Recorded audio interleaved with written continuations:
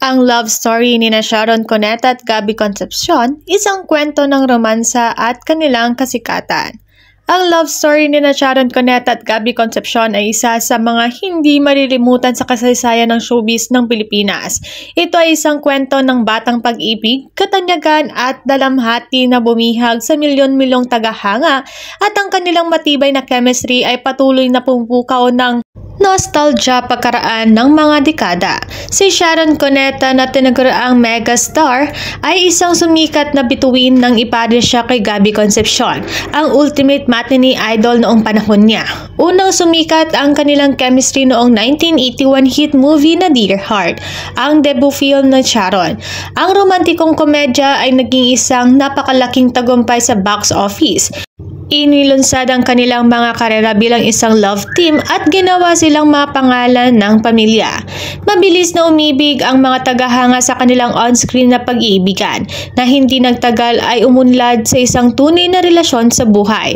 Ang kanilang love team ay hindi lamang isang pagpapares. Ito ay isang kultural na kababalaghan na nagbibigay inspirasyon sa isang henerasyon ng mga manonood na maniwala sa mahika ng kwento ng pag-ibig. Noong 1984, ginawang opisyal ni Sharon at Gabby ang kanilang pag-iibigan sa isang grand wedding na ginanap sa Manila Cathedral. Ang maranyang kaganapan na kilala bilang kasal ng dekada ay bumihag sa buong bansa. Si Sharon, 18 years old pa lang noon, ay nakasuot ng makapigil hiningang Filipiniana gown habang si Gabby, 20 years old, ay sobrang pogi. Ang kanilang pagsasama ay binayaan ng isang anak na babae, si Casey Concepcion, na kalaunan ay gagawa ng sariling landas bilang isang artista at mang-aawit.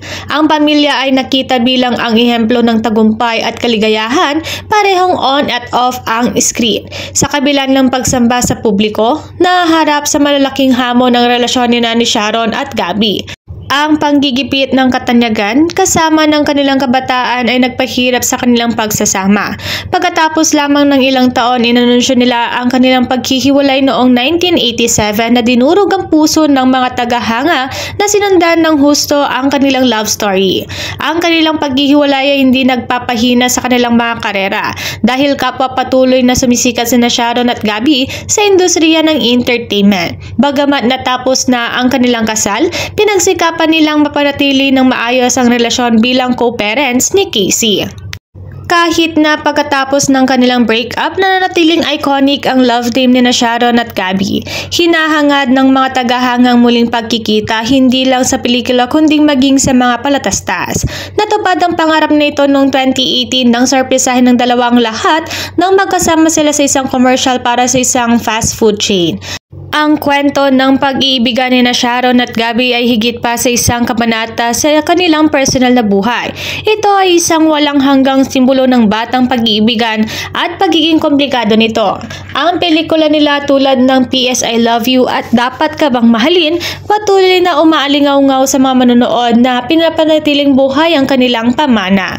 Bagamat pareho na nagpapatuloy sa kanilang buhay, ang kanilang nagtatagal na chemistry ay magsisilbing paalala ng magic na minsan nilang ibinahagi.